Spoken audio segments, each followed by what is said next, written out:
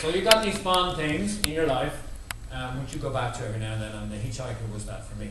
And then, so I followed along through my 20s, and into my 30s I would buy the books as they came out at increasingly long intervals. And then finally, Mostly Harmless came out. I think that was about 13 years ago. I can't be totally sure.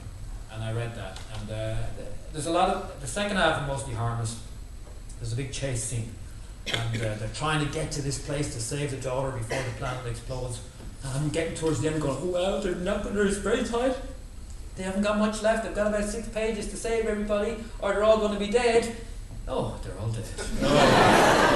Everybody was killed. And that was the end of The Hitchhiker. And I was a bit depressed by this, because I thought, wow, that's pretty brutal, just kill them all like that. I mean, it's a good book, yes, I love the book, but they're all dead now. And Douglas Adams said that was it. He was fed up with The Hitchhiker. No more. But then about 2 years later, he kind of reversed that decision, and he said, okay, that was a bit brutal. I'm going to do another one. And first of all, he did a little radio show which brought the characters back. And then he said about doing his notes for the book.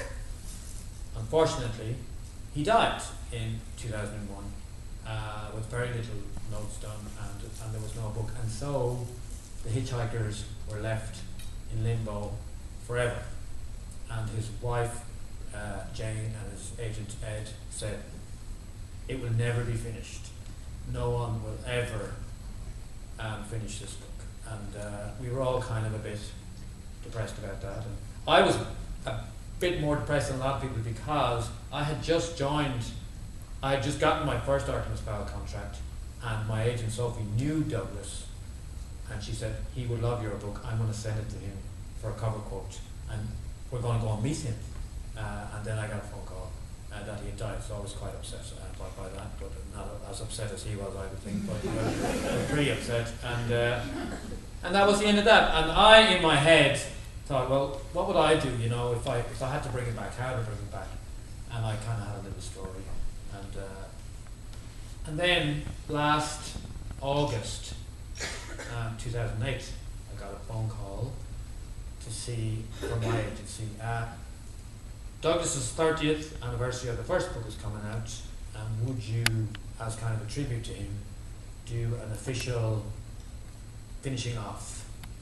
And it is a way to highlight the Hitchhikers again and point the younger generation who maybe haven't found the Hitchhikers yet, but who read your books, pointing back to the Hitchhiker. And I said, are you insane?